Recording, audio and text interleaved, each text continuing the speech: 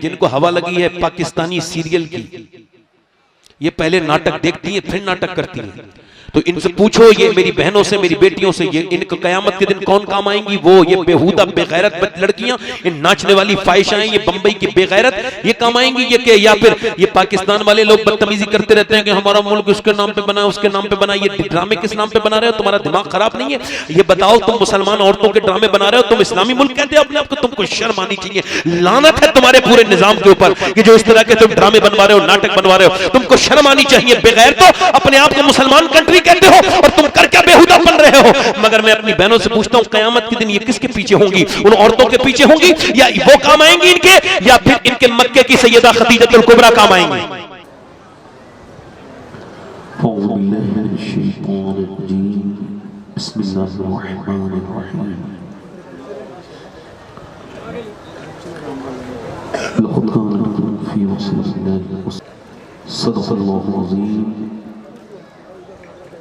क्या बात रज़ा उस चमनिस्ताने करम की,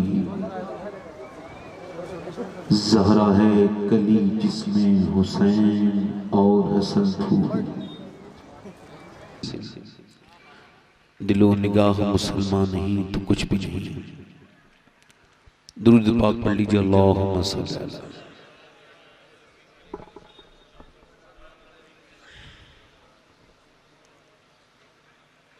बादम दुरूद लायक़े एहतराम, लायक़े ताज़ीम तकरीम, मिंबर शरीफ पर तशरीफ फरमा मेरे इमामे की ज़ीनत और रौनक,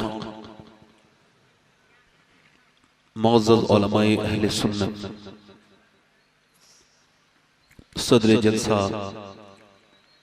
सामीन और सामियात, अस्सलामु अलैकुम व रहमतुल्लाहि तआला व बरकातुहू। खैरियत से हैं आप लोग? जोर से कहिए अल्हम्दुलिल्लाह। एक पहला सबक मेरी बहनों के लिए भी, आपके लिए भी, तो इको कम कर दें भाई, थोड़ा सा इसको थोड़ा सा ऐसा कर दें, मेरी आवाज साफ जाती रहे बस।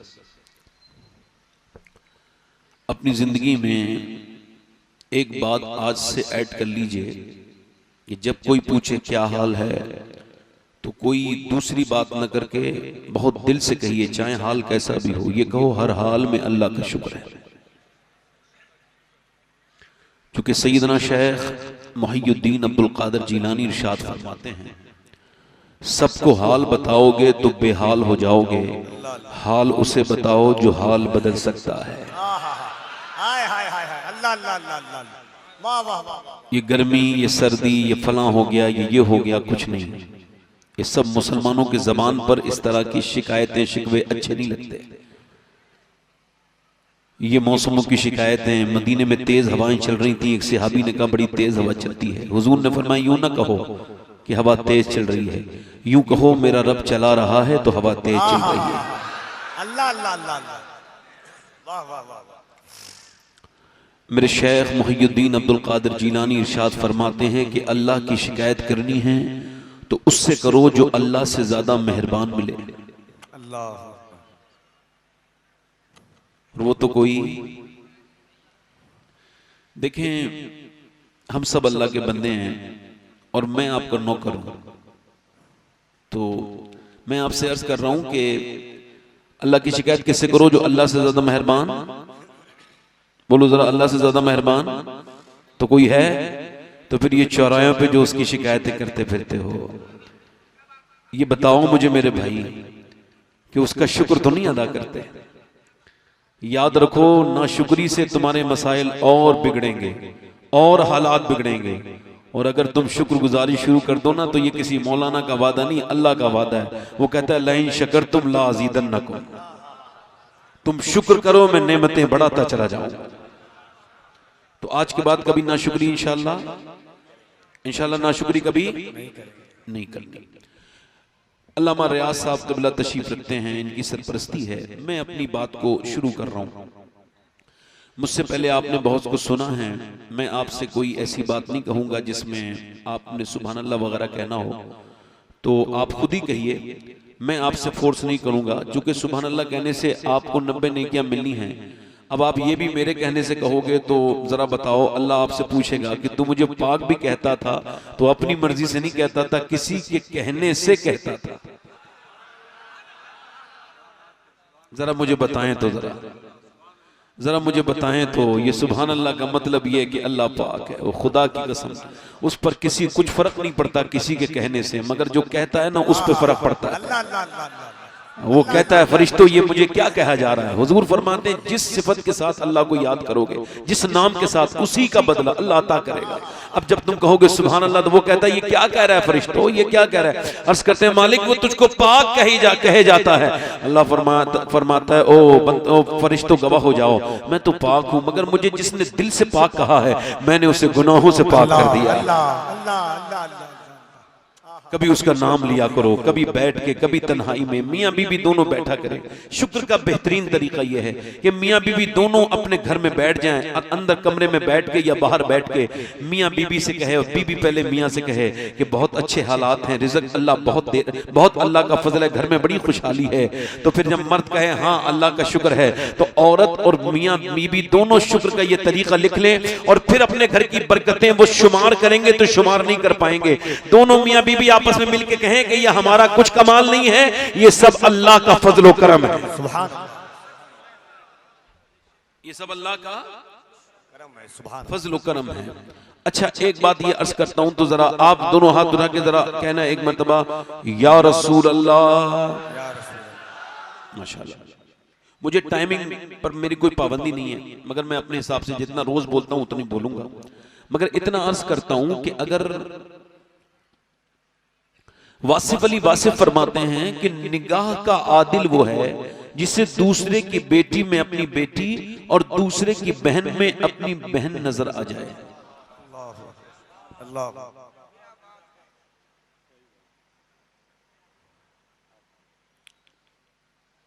पाकिस्तान में एक सिंगर अभी इंतकाल किया है, कोई 1 महीने पहले। गाना गाने वाला इंसान था, उसको मर्सिडीज वगैरह इनाम में मिली थी, यानी 1 करोड़ 1.5 करोड़ की गाड़ियां। एक घर उसका एक शहर में था, दूसरा दूसरे शहर में था। दुनिया के अक्सर ममालिक में उसने जाकर के गाना गाया। 18 साल की उम्र में शादी कर ली, 22 साल की उम्र में तबीयत बिगड़ गई, और 22 साल से फिर 8 महीने जिंदा रहा।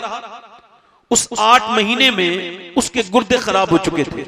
उस 8 महीने में 2 घर उसके बिक गए, सारी गाड़ियां बिक गई। फिर वो भीख सी मांगने लगा और इंटरनेट पर भीख मांगने लगा, कोई मेरी इलाज के लिए पैसे दो। और फिर न जाने कितनों का एहसान लेके जब वो मरने वाला था, अच्छा उसको डायलिसिस होता था, और जरा गौर करें डायलिसिस होता था तो अब जब उससे किसी ने पूछा, असद उसका नाम था, ए असद ये बताओ क्या तुमको कुछ इस वक्त कोई तकलीफ है या कुछ किसी चीज को एहसास कर रहे हो, किसी चीज का अफसोस है? कहने लगा हाँ मुझे एक ही अफसोस है, अल्लाह ने मुझे बड़ा नवाजा था आवाज से, मगर मैं दुनिया में जाके गाने गाता था, मगर आज सोच रहा हूं कि मौत का वक्त करीब आ गया। अगर मैंने गाने ना गा के मैंने अपने नबी की नाते पढ़ी होती तो आज मेरा यह हाल नहीं होता। अगर मैंने अय्याशियां ना की होती, जिसके दरवाजा खोलने के लिए नौकर खड़े हैं, जो अपना मोबाइल खुद नहीं उठाता, सेक्रेटरी उठाता है,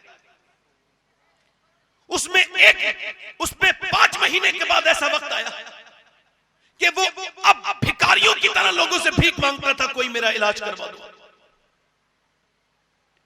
2 बच्चों को छोड़ के दुनिया से गया।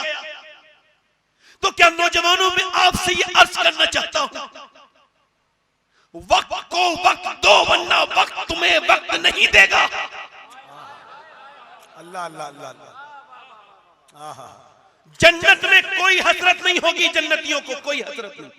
जन्नत हसरत की जगह नहीं है, जन्नत तो बरकत की जगह, ऐश की जगह, अल्लाह का इनाम है जन्नत में। मगर फिर भी हुजूर फरमाते जन्नतियों को एक हसरत होगी। अर्ज़ की हुजूर वो क्या? का वो कहेंगे काश जो दुनिया में हमने फालतू वक्त खराब किया था, इतना हम अल्लाह का जिक्र कर लेते।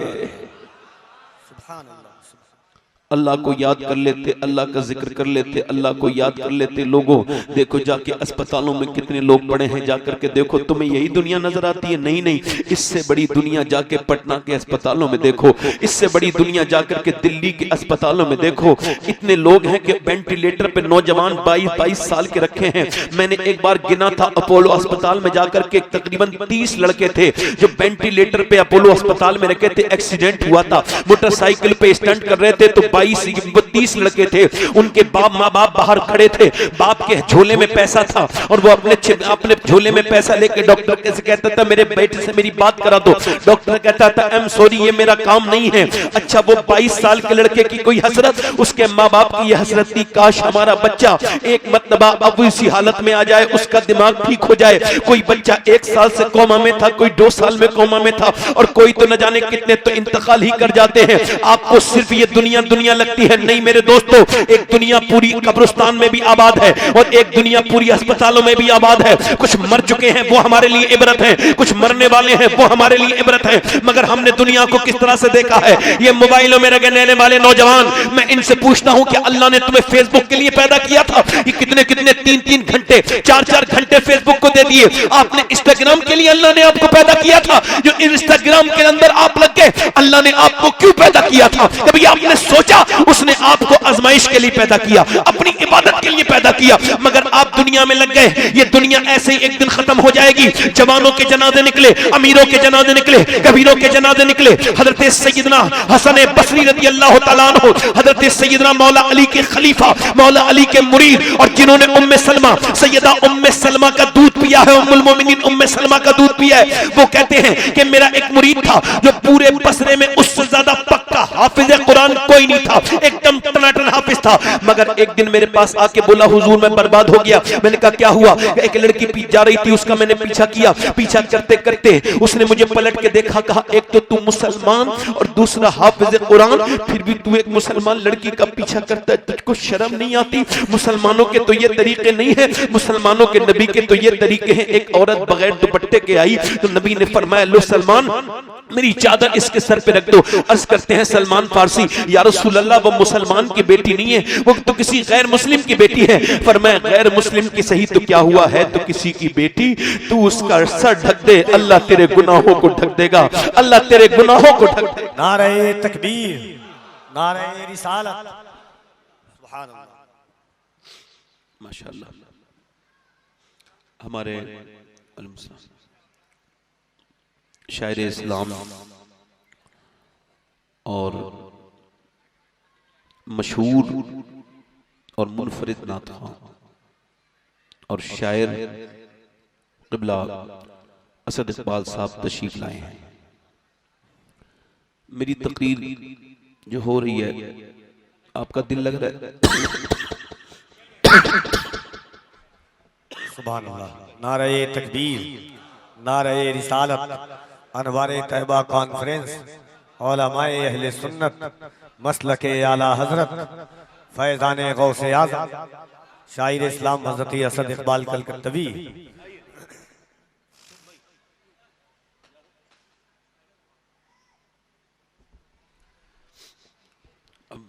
अब आपका मिंबर मुकम्मल हो गया, मुकम्मल पहले से था मगर अब बाबरकत बरकतें और बढ़ गई और कहते हैं ना 11 चांद लग गए, है ना? 4 चांद भी लग गए, 6 चांद भी लग गए गरीब नवाज की बरकत से। इमाम हसन बसरी, मेरी तरफ देखें, इमाम हसन बसरी के नाम पे बोलना सुभान अल्लाह। यार कितने बादशाह आके मिट गए, उनका नाम लेने वाला कोई नहीं, मगर आज 1300 साल हो गए हसन बसरी का नाम कितनी मोहब्बत से लोग सुन रहे हैं। जरा ये अल्लाह के तो करम है। इसका मतलब यह है कि फना से मोहब्बत फना कर देती है और बका से मोहब्बत बाकी रखती है। इमाम हसन बसरी कहते हैं वो मेरा मुरीद मुझसे बोला, मैं आपको बता रहा हूं कि ये दौर कितना सख्त है और आप इसको हल्के में ले रहे हैं। मेरे आका फरमाते हैं मेरी उम्मत पे ऐसा दौर आएगा कि सुबह के वक्त में बंदा मुसलमान होगा, शाम तक उसका ईमान खत्म हो जाएगा। ये फितन का दौर है, फितने हमारे घरों में घुस चुके हैं। वो कहता हुजूर उस लड़की ने मुझे पलट के देखा और कहा एक तो मुसलमान दूसरा हाफिज कुरान, और फिर भी मेरे ऊपर बुरी नजर डालता है, तुझको शर्म नहीं आती? कहते मेरे ऊपर असर हुआ, मेरा दिल अंदर से कांपने लगा और उसके अल्फाज नश्तर की तरह दिल में चुभ गए और मुझे फिर ठंडे ठंडे पसीने आए। उसके बाद से लेके अब तक हुजूर कुरान याद पढ़ता हूं तो कुरान याद नहीं आता, एक एक लफ्ज ये भूल गया। मेरा अल्लाह मुझसे ऐसा नाराज हुआ कि उसने मेरे सीने से कुरान छीन लिया। अभी तो सिर्फ कुरान छीना है, कहीं ऐसा ना हो मेरा ईमान न छिन जाए। हुजूर मेरे लिए दुआ कर दें। जब वो बिलक के रोया तो हसन बसरी ने उसके सर पे हाथ रखा, कहा अल्लाह बड़ा फजल करने वाला है। दुआ की, इमाम हसन बसरी की दाढ़ी भीगी हुई थी, दुआ करते थे अल्लाह मेरे मुरीद पर फजल कर दे, मेरे शागिर्द पर फजल कर दे। अल्लाह का करम हुआ, अल्लाह का करम हुआ, कुरान वापस सीने में उसके आ गया। मेरे कहने का मतलब ये था अब हसन बसरी की तरह पीर दुनिया से रुखसत हो गए। इल्ला माशाअल्लाह कुंबे इज़्निल्लाह जो कहते थे वो रुखसत हुए, खानकाहों में मुजाबिर रह गई या घोरकन। अब वो लोग उठ गए जिन्होंने अपने पीरों के, जिन्होंने अपने मुरीदों के अमाल से मतलब रखा था। अब तो ये मामला है कि पीर ये समझता है कि मुरीद मेरी फायदे की चीज है और मुरीद ये समझता है कि पीर मेरे फायदे के लिए चीज है, फायदे की चीज है। दोनों ऐसा लगता है कि शिकार जैसे जो है वो शेर से डर रहा है और शेर शिकार से डर रहा है। इस तरह के मामलात हैं। अब ऐसे पीर कहां नजर आते हैं जो अमाल के बारे में गौर करें, जो अपने मुरीदों को अमाल के बारे में बात करें। अब तो मियां आप अगर मालदार हैं तो बड़े से बड़ा पीर आपके घर आ सकता है, और अगर गरीब है तो फिर आपके घर कोई मालदार पीर नहीं आएगा। ये दुनिया का रिवाज है, इस कड़वी हकीकत को कोई इनकार नहीं कर सकता। कोई अगर न माने तो उसका जमीन अंदर से उसे बताएगा कि ये जो मैं कह रहा हूं हक कह रहा हूं।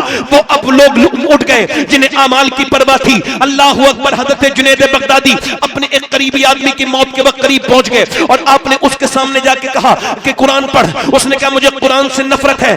कहो सब लोग कहो माज़अल्लाह, सब पूरा मजमा कहो, सारे लड़के कहे माज़अल्लाह। अल्लाह अपनी हिफाजत में रखे, अल्लाह हमें हिफाजत में रखे, अल्लाह महफूज रखे। अल्लाह अकबर। फिर आपने उससे कहा कि ऐसा करके कलमा शरीफ पढ़ ले। उसने कहा मैं कलमा शरीफ नहीं पढ़ता, मुझे कुरान से भी नफरत है, इस्लाम से भी नफरत है। वो मर गया। 40 दिन लगातार जुनैद बगदादी रोते रहे तो देखा ख्वाब में 40 दिन के बाद उसको जहन्नम के फरिश्ते घसीट के ले जाना है। पूछा तू कौन सा ऐसा गुनाह करता था जो तुझे जहन्नम मिली है? तो वो कहने लगा हुजूर 2 गुनाह करता था, लोगों के सामने मैं नेक नजर आता था मगर तन्हाई का चोर था, तन्हाई का डकैत था। मैं एक तो छुप छुप के दोस्तों के साथ कभी शराब पी लिया करता था, कभी शराब पी लिया करता था, और दूसरा गुनाह मेरे अंदर ये था कि मेरी निगाहें पाक नहीं थी। मैं दूसरों की बेटियों को बुरी नजर से देखता था, दूसरों की लड़कियों को बुरी नजर से देखता था। इस वजह से मरते वक्त मेरा ईमान मेरे रब ने छीन लिया। जरा गौर तो करो, अगर मरते वक्त ईमान छिन गया तो फिर तो जहन्नमी जहन्नम है, क्योंकि बेईमान के लिए तो कोई फिर राहत नहीं है। जरा बताओ नौजवानों, ये जरा तुम्हारे मोबाइल कहीं तुम्हें बर्बाद न कर दे। ये जो 3-3 घंटे तुमने स्टोरियां देखी है, तुमने ये जो उंगली चलाते रहे हो, ये जिंदगी वापस नहीं आने वाली। याद रखो एक वक्त उसे बर्बाद कर देगा जो वक्त को बर्बाद कर रहा है। आज ही अपनी तन्हाइयों को पाकीज़ा बनाओ। ऐ नौजवानों, ये तुमने क्या कर लिया? तुम मोबाइल के शिकार हो गए। ऐसा लगता है मोबाइलों को देखकर ओछे के हाथ में खिलौना आ गया है। 24 घंटे मोबाइल, जब तक जागते रहते हैं तब तक मोबाइल। और मेरे भाई ये इंस्टाग्राम चलाने वाले, क्या अल्लाह ने तुझे इंस्टाग्राम के लिए जिंदगी दी है? और यूट्यूब चलाने वाले 3-3 घंटे रोज लगाए तूने, क्या अल्लाह ने तुझे यूट्यूब के लिए जिंदगी दी है? और स्नैपचैट चलाने वाले, क्या अल्लाह ने तुझे स्नैपचैट के लिए जिंदगी दी है? और चौराहे पे बैठ के गीबतें करने वाले और फालतू बकवास करने वाले, क्या अल्लाह ने तुझे इसके लिए जिंदगी दी है? नहीं नहीं, बरेली से आवाज आ रही है, जिंदगी ये नहीं है, सभी के लिए जिंदगी है, नबी की, नबी के लिए। नारे तकबीर, नारे रिसालत, अज़मते इस्लाम, अनवारे तैबा कॉन्फ्रेंस, कलामे हुजूर ताजुश शरिया, मसलके आला हजरत।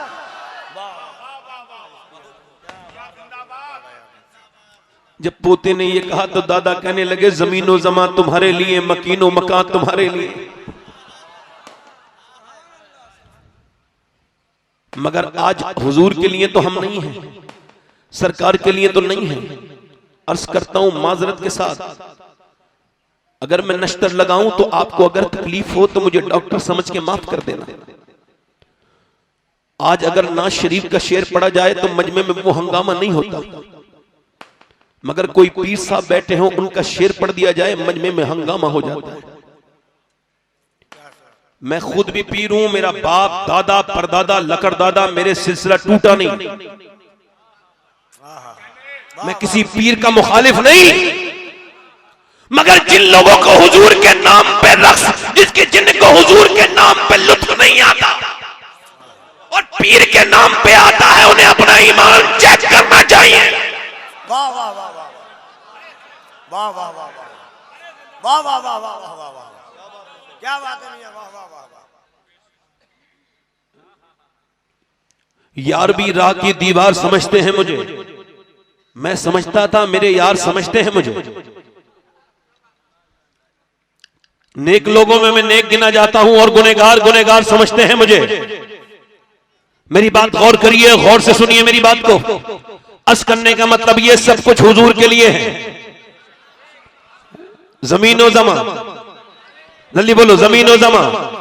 पूरा मजमा याद है ना? हालात का मिसरा ये, जमीनो जमा, मकीनो मका, चुनीनो चुना, बने दो जहां, हमारे यहां उठे भी वहां, दहन में जबा, बदन में है जहां। वाह वाह वाह वाह वाह वाह वाह वाह वाह वाह, क्या बात है मियां, वाह वाह वाह वाह वाह वाह। एक अकेला इंसान जो व्हील चेयर पर बैठा था, मगर उसने एक बात को बहुत अच्छे से समझ लिया था कि जो कुछ भी है नबी के लिए है। उसने पूरी जिंदगी ये कहा, उन्हें जाना, उन्हें माना, न रखा गैर से कहा। लिल्लाहिल हम्द में दुनिया से मुसलमान गया, और जब वो लाहौर का मुसलमान गया है तो पूरी दुनिया का सबसे बड़ा जनाजा ये बताता था कि जो आमना के लाल के लिए है, सारी इज्जतें उसी के लिए। नारे तकबीर, दोनों हाथों को उठाकर नारे तकबीर, नारे रिसालत, अज़मते मुस्तफा, शौकते मुस्तफा, आमदे मुस्तफा। जमीनो जमा, बोलो जमीनो जमा, मकीनो मका, बदन में है जहां, हम आए यहां उठे भी वहां। सुभान अल्लाह। मेरे नबी दुनिया में तशरीफ लाए और सब कुछ नबी का है। आलात फरमाते सुबह तैबा में हुई। इस शेर पर लोग समझ नहीं पाते, कहते साहब सुबह तो मक्के में हुई थी, मगर ये सुबह तैबा में आला हजरत ने क्यों कहा? मैं भी इस बात को नहीं समझ पा रहा था, मगर अभी 1-2 हफ्ते पहले समझ गया। तारीख पढ़ रहा था, तारीख पढ़ते पढ़ते मैंने एक यहूदी का बयान पढ़ा, और उसमें यह बयान था कि यहूदियों की किताबों में लिखा था कि एक सितारा सुर्ख रंग का जब आसमान पे चमकेगा तो वो आखिरी नबी दुनिया में तशरीफ लाएगा। उस सितारे को यहूदी चेक करते थे, मगर वो चमका नहीं था। याद रखें, मदीने में कितने लोग हुजूर का इंतजार कर रहे थे, और मक्के में यहूदी ना के बराबर थे, और मदीने में बहुत यहूदी थे। मदीने में एक पादरी जब सुबह सादिक के वक्त में उस सितारे को देखता है, तो वो जब सितारा निकलता है हुजूर की पैदाइश से पहले, तो वो कहता है कि मदीने में किसी कोई औरत हामिला है? कहा नहीं नहीं, मदीने में कोई औरत हामिला नहीं है, मदीने में कोई औरत हामिला नहीं है। अच्छा, फिर उसको पता चलता है कि मक्के में सैयदा आमना है, उनके यहाँ पर नबी की विलादत होने वाली है। तो मेरा इमाम बरेली से बोला, सुबह तैबा में हुई बट्टा है बाड़ा नूर का, और सदका लेने नूर का आया है तारा नूर का। आया है तारा, आया है तारा। दुनिया में आने वाले तो बहुत आए, रबीउल अव्वल है, मिलाद का वक्त है, जोर से बोलो सुभान अल्लाह। अगर दिल में नौजवानों कोई अगर आरजू हो तो अपनी आरजू को अपने दिल पे रख लेना, और इसको आज दुआ मांगते रहना, क्योंकि हुजूर के मिलाद जब बयान होता है, हुजूर के मिलाद के वक्त में दुआएं कबूल होती हैं। बुजुर्ग फरमाते हैं, जोर से बोलो सुभान अल्लाह, ये मेरे सरकार का मिलाद है, ये मेरे हुजूर का मिलाद है। पैदा होने वाले तो बहुत पैदा हुए थे, और हुजूर की जो दाई है शिफा, वो कहती है मैंने बच्चों को बहुत ज्यादा, मेरा काम यही था कि मैं बच्चों को अब्दुर्रहमान इब्ने औफ की वालिदा, वो कहती है मेरा तो यही काम था कि मैं बच्चों को पैदाइश के वक्त में होती थी, दाई थी, लेडी डॉक्टर थी। वो कहती है कि मैं जब आमना खातून के घर गई तो फिर मैंने देखा कि जब बच्चे पैदा होते थे तो पहले गंदगी बाहर को आती है, उसके बाद फिर जो है वो बदबू बाहर आती है, उसके बाद बच्चा बाहर आता है, फिर उसकी नाफ काटी जाती है और उसके बाद उसकी नाल काटने के बाद उसकी नाफ उसकी मां से जुड़ी होती है, काटने के बाद फिर उसको जोड़ा, उसको जो है वो नहलाया जाता है। मगर ये दुनिया का पहला बच्चा मैंने देखा कि जब आमना का लाल तशरीफ लाए तो कोई गंदगी नहीं आई, बल्कि नबी के आते ही पूरे कमरे में नूर फैल गया और खुशबू से मुअत्तर हो गया। हुजूर की नाफ काटी गई और जैसे ही काटी गई उनमें हुजूर की नाफ कटी भी थी और सैयदा आमना की गोद में जब मैंने हुजूर को दिया है तो आमना बोली, मैंने कहा ए आमना, मैंने बच्चे खूबसूरत बहुत देखे मगर इतना खूबसूरत बच्चा मैंने नहीं देखा। मैं गांव में रहती हूँ, सैयदा आमना बोली, मैं तो शहर मदीने की रहने वाली हूँ, मैंने भी अपने लाल से ज्यादा खूबसूरत बच्चा नहीं देखा। अब्दुल मुत्तलिब आए, जब उनकी गोद में दिया गया तो कह लगे तुम तो शहर और गांव की बात करती हो, मैंने तो दुनिया घूमी है, मैंने दुनिया में ऐसी सूरत नहीं देखी। मेरा बरेली का इमाम बोला, यही बोले सिदरा वाले, चमने जहां के ठाले सभी मैंने छान डाले, तेरे सफाए का न पाया तुझे यज्ञ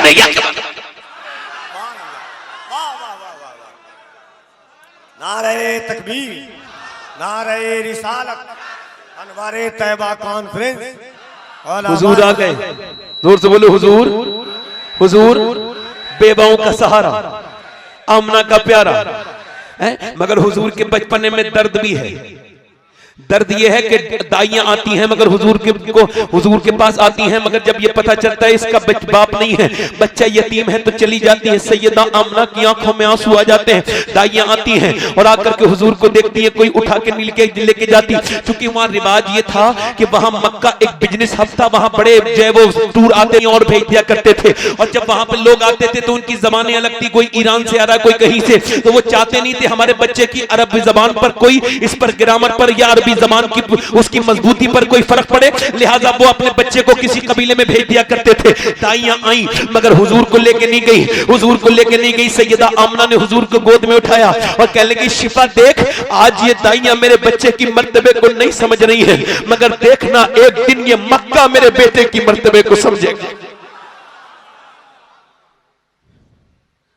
हुजूर की उम्र बढ़ती चली गई। मैं अर्ज करता हूं या रसूलल्लाह, आप जब लेटे थे और जो दाइयां आपको छोड़ के जा रही थी, आप अपने गमों को भूल जाओगे। थोड़ी देर हुजूर की सीरत पर मुझसे गुफ्तगू आप सुन लो। आप जिंदगी में नहीं कहोगे कि मेरी जिंदगी में कोई गम है, कोई दाई उठाती नहीं है।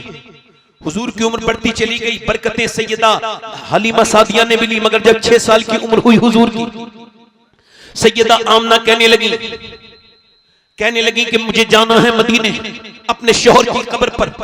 तो सैयदना अब्दुल मुत्तलिब ने कहा, सरदार मक्का ने कहा कि देखो आमिना, मैं तुम्हें इजाजत नहीं दूंगा, क्योंकि मेरा बेटा अब्दुल्ला जब गया था तो वापस नहीं आया, मैं अपने पोते को नहीं जाने दूंगा। दादा ने अपने पोते को प्यार किया। सैयदा आमना कहने लगी, आप मुझे मेरे मैके में जाने की इजाजत नहीं देंगे? तो जब इसरार किया तो इनकार न कर सके। अब्दुल मुत्तलिब ने इजाजत दे दी। उम्मे ऐमन के साथ पहला सफर किया हुजूर ने। 6 साल की उम्र है मक्के से मदीने का। हुजूर जब मदीने पहुंचे, जब मदीने के अंदर मेरे नबी पाक की एंट्री हुई है, जब सरकार की एंट्री हुई है, बचपना है मगर हुजूर कहते हैं ना कि गुदड़ियों में लाल नहीं छुपते। जब हुजूर का चेहरा देखा है ना यहूदियों ने, तो देखते ही मेरे नबी पाक को कहने लगे, ये अल्लाह का आखिरी रसूल है। पूरे मदीने में खबर पहुंच गई, हुजूर का चेहरा ऐसा था, नबी की आंखों में डोरे थे। हुजूर का चेहरा कैसा कि जब जरा गौर करो, हुजूर का चेहरा ऐसा कि जब अबू तालिब सरकार दो आलम को लेकर के जब मुल्क के शाम का पहला सफर करने के लिए गए थे, उस वक्त में बुहैरा राहिब ने कहा था, अबू तालिब आपकी दावत है। अबू तालिब ने कहा था, तुम पहले तो कभी निकल के तक नहीं आए, आज कहते हो कि दावत है। कहा वो बात छोड़ो, आज दावत है। जब दावत हुई और जब पेड़ की छांव में सारे बैठे जा करके, तो छांव पूरी खिल चुकी थी, अल्लाह के रसूल नहीं आए।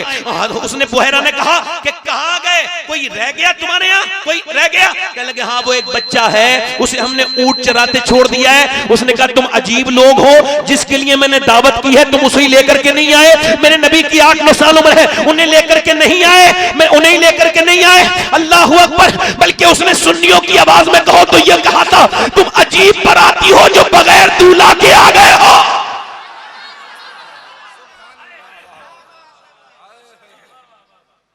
देखो अब मुझे इतना कॉन्फिडेंस हो गया कि कोई मुझे दाद नहीं देता तो मुझे अपनी बात पर शक नहीं होता, कॉन्फिडेंस लेवल मेरा लो नहीं होता। जरा जोर से बोलो सुभान अल्लाह, दिल लगा के बोलो, मुस्कुरा के बोलो। जरा गौर करो, ये तो हुजूर है, मेरे आका हैं। अच्छा, सरकार जब तशरीफ लाए तो आंखों में मेरे नबी पाक की डोरे हैं। जोर से बोलो सुभान अल्लाह। चेहरा ऐसा है कोई वो कमाले हुस्न हुजूर है कि गुमाने नक्श जहां नहीं, बल्कि अल्लामा हसन कहते हैं ऐसा तुझे खालिक ने तरादार बनाया, यूसुफ को तेरा तालिबे दीदार बनाया। हसीन तो दुनिया में बहुत आए मगर जैसा आमना का लाल आया, जरा जोर से बोलो सुभान अल्लाह, ऐसा ना तो आया था ना कोई आएगा। जरा मुस्कुरा के बोलो सुभान अल्लाह। मेरे नबी पाक के उसने कहा हुजूर को बुलाया गया। सरकार जब आए तो पूरे पेड़ के नीचे, पहले पेड़ के नीचे बारातें रुकती थी, आपने देखा होगा पहले जमाना, पेड़ के नीचे बाग में बारातें रुकती थी। तो जब वहां पर खाना के लिए बैठे थे सारे लोग, नबी तशरीफ लाए तो छांव बिल्कुल बची नहीं थी। हुजूर जब आकर के बैठे, धूप में बैठे, बुहैरा ने देखा कि अचानक पेड़ ने किसी की परवाह नहीं की, एक तरफ को झुक के आमना के लाल के ऊपर छांव करके कह रहा था कि जमीन और ज़मान तुम्हारे लिए।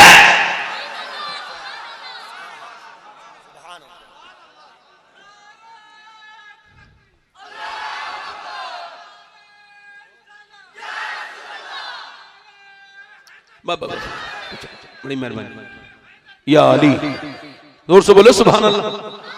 मुस्कुरा के, दिल लगा के, वो मुस्कुरा के, ये तो हुजूर है, ये तो हुजूर है। जब हजरत उमर की उम्र तकरीबन 20-22 साल की तकरीबन थी, उस वक्त में मुल्क शाम में गए, एक मंडी में बातचीत करते करते वक्त, उस वक्त हजरत उमर ईमान नहीं लाए थे, उस वक्त की बात है। तो आपसे एक आदमी की लड़ाई हो गई। हजरत उमर का घूसा बड़ा खतरनाक था, एक घूसा जब मारा वो मरी गया। अब जब वो मर गया, हजरत उमर दौड़े, अब वो कहां अरबी को पकड़ेंगे शामी।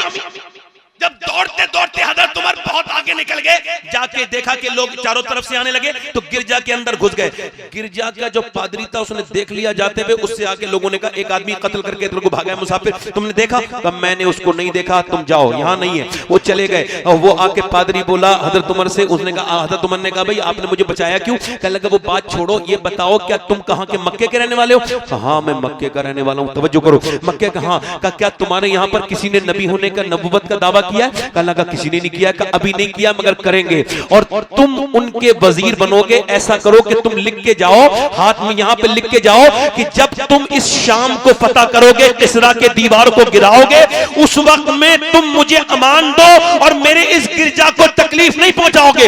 हजरत उमर बोले तुम कैसी बातें कर रहे हो, तुम्हारा दिमाग तो ठीक है यार, मैं एक चरवाहा हूं, मैं ऊंट वगैरह चराता हूं, तुम मेरे बारे में ये बातें कर रहे हो, तुम मेरी मजाक उड़ा रहे हो। उसने कहा लिख के देते हो या बुलाऊं लोगों को? हजरत उमर लिखना जानते थे, लिख के दे दिया कि जब यहां पर मेरे हुकूमत होगी तो यहां पर अल्लाहू अकबर। हजरत उमर फारूक आजम लिख के चले गए, और जब हजरत उमर फारूक आजम वो खलीफा बने, दूसरे खलीफा जब आप बने, तो आपने आपके दौरे हुकूमत में जब मुल्क शाम पता हुआ, तो हजरत उमर जब खत लिखते थे तो आंखों में आंसू आते थे। लिखते थे कि मैंने फला गिरजा में फला आदमी को आवाम दी हुई है। ये हाल है उनके गुलामों का, सरकार का आलम क्या? जोर से तो बोलो, सरकार का आलम, सरकार का आलम क्या होगा? सैयदा आमना, अब जरा गौर करें, तवज्जो करें। सैयदा आमना जो है ना वो अपने हुजूर को लेकर के मदीने में है, और मदीने में जो है ना वो सरकार दो आलम सल्लल्लाहु तआला अलैहि वसल्लम को लेकर के सैयदना अब्दुल्ला की कब्र पे जाती हैं, और जाके कहती हैं ए अब्दुल्ला काश आप देख पाते, क्योंकि मक्के में बच्चे तो बहुत हैं, बड़े लोगों के बच्चे हैं, मगर काश तुम देख पाते कि तुम पूरे मक्के में और पूरे मदीने में, पूरी दुनिया में आपके बच्चे की तरह खूबसूरत किसी का बेटा नहीं है। काश तुम देख पाते। जब एक बेवा अपने शोहर की कब्र पे खड़े होकर ये बात करती थी, अल्लाह के रसूल को गोद में लेकर के जब उनको ये खबर हुई कि यहूदी बड़ी बातें कर रहे हैं हुजूर के बारे में, तो लेके चल दी। मगर चलते चलते रास्ते में जो है वो जिंदगी तमाम होने वाली थी। अव्वा के टीले थे, तपती हुई सहरा था। मैं जब वहां पर गया था अव्वा में, अभी कुछ दिनों पहले, जब मैं पहले हुजूर की अम्मी की कब्र पे गया था, तो कार वाले ने मुझे एक बार ले जाके छोड़ दिया और कहा इससे आगे हम नहीं जा सकते, वहां पे हम वहां पे हालात ठीक ठीक नहीं है, मगर जब हम वहां पहुंचे तो वहां पे तपती हुई धूप थी और वहां पे हुजूर की अम्मी मुझे याद आने लगी कि नबी पाक की वालिदा उस सहरा में लेटी थी, लेट गई। उम्मे ऐमन कहती मैंने कहा चादर बिछा दूं, आमना खातून का चादर का वक्त नहीं है, मेरे बेटे को करीब लाओ। हुजूर का हाथ पकड़ लिया और कहा मेरे लाल मोहम्मद, दुनिया में जो आया है उसको जाना है। मेरे लाल, मैं सबका बदला दे चुकी हूं, मैं मेरे बेटे मैं दुनिया से जा रही हूं, मगर मेरे लाल दुनिया से सब जाएंगे, मगर मेरा नाम दुनिया से नहीं मिटेगा, क्योंकि मैंने तेरे जैसे बच्चे को जो जन्म दिया है। ऐ मेरे बेटे, मैं तुझे अल्लाह के हवाले करती हूँ, मुझे बताओ वो माँ जो 20 सफर में हूँ अपने बच्चे को छोड़ रही हो, उसके दिल पे क्या गुजरती होगी। हुजूर को देखा और देख करके आखिरी नजर डाली और डालने के बाद 6 साल के पैगंबर की माँ ने आंखें बंद कर ली। जब आवाज आना बंद हो गई तो हुजूर ने हाथ पकड़ के आवाज दी, माँ। आवाज नहीं आई। उम्मे ऐमन कहती फिर हुजूर ने आवाज दी, माँ। फिर आवाज नहीं आई, मगर जब माँ तो सो चुकी थी, माँ तो सो चुकी थी हमेशा के लिए। अल्लाह के पैगंबर सल्लल्लाहु अलैहि वसल्लम ने चेहरे पे हाथ लगाया और कहा माँ। उम्मे ऐमन कहती थी ऐसा लगता था अब्बा के टीले भी हुजूर के साथ रो रहे हैं, हुजूर के साथ अब्बा के टीले भी रो रहे हैं। अल्लाह अकबर कहती मैंने ऊपर कब्र हुजूर को हटाया और ऊपर कब्र बनाई, हुजूर को लेके चली तो मेरा हाथ घसीट के छोड़ा तो ऊपर चले गए मेरे नबी, ऊपर चले गए और जाकर के मैंने देखा कि आप उन पत्थरों के दरमियान बैठे थे और उस टीले पे अपनी माँ की कब्र के पत्थरों से चिपट के रोते थे और कहते थे मेरी माँ आमना आप चली गई, हालांकि आपको पता है पूरे मक्के में आपके अलावा मेरा कोई नहीं था। 6 साल के मेरे हुजूर, अल्लाह अकबर, जरा गौर तो करो, जब मक्का फतह किया था मेरे हुजूर ने तो आंखों में आंसू थे। हज़रत अबू बकर ने पूछा था या रसूल अल्लाह फतेह मक्का है, खुशी का दिन है, आज रोते क्यों हैं? खुशी के आंसू हैं अबू बकर।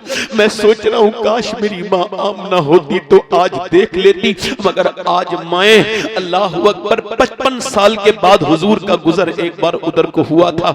हज के टाइम पर हुजूर जब अपने सहाबा के साथ आ रहे थे तो हुजूर ने दोनों पांव ऊपर को उठाए अपने और अपने सरकार ने अपना सर नीचे को किया, रोने लगे। और हजरत अबू उमर कहते हैं कि मैं करीब गया, मैंने कहा हुजूर सारे सहाबा रोते हैं, आप क्यों रोते हैं? या रसूल अल्लाह क्यों रो रहे हैं? उमर अपनी जान दे देगा, आपकी आंखों में आंसू नहीं देख सकता। फरमाया देखता नहीं उमर, ये मेरी माँ आमना की कब्र आ गई है, ये मेरी आमना की कब्र है। 55 साल के बाद मेरे हुजूर आए हैं, अल्लाह अकबर, 61 साल की तकरीबन उम्र में आए हैं और अपनी माँ की कब्र पे बैठ के आज माएं घरों में कैसे गुलामों की जिंदगी गुजार रही हैं। आज माओं के साथ कोई दिलचस्पी नहीं लोगों को। याद रखो हुजूर का मिलाद ऐसे मनाओ कि माँ को मनाओ। अगर माँ बाप नाराज है तो उनको मना लो, बाप नाराज है तो उसको मना लो। ये हुजूर के मिलाद के मनाने की सूरत है। ऐ मेरे दोस्तों बताओ तो क्या तुम्हारी माएं कितने दिनों तक रहेंगी? बुढ़ापे में तो मिलती हैं, उनके हाथ चूमा करो, घर से निकला करो तो माँ से मोहब्बत करके निकला करो। आप देखो आज जो है ना कितनी औरतें मुसलमानों के घरों में ऐसी हैं बूढ़ी औरतें कि जिनको आज उनके लड़के बुरी नजर से देखते हैं। ऐसी कितनी औरतें शिकायतें करती हैं। एक औरत मुझसे कह रही थी सैयद साहब मेरा बेटा आपसे बड़ी बातचीत करता है, उसे समझा देना। मैंने कहा क्या समझाऊं? कब वो रात को अपने बच्चों के लिए फल लेके आता है, मिठाई, मगर मुझसे छुपा के लेके जाता है, मुझसे छुपा के लेके जाता है। उससे कहना कि तेरी माँ खाने की भूखी नहीं है, उसके बाप ने अपने दौर में बहुत खिला दिया, मुझे मेरा पेट भर चुका है, मैं तो बूढ़ी हूं, मुझे मेरे सामने अगर ला के रख देगा तो मेरा दिल बड़ा हो जाएगा। क्या मैंने इतना बुरा किया है?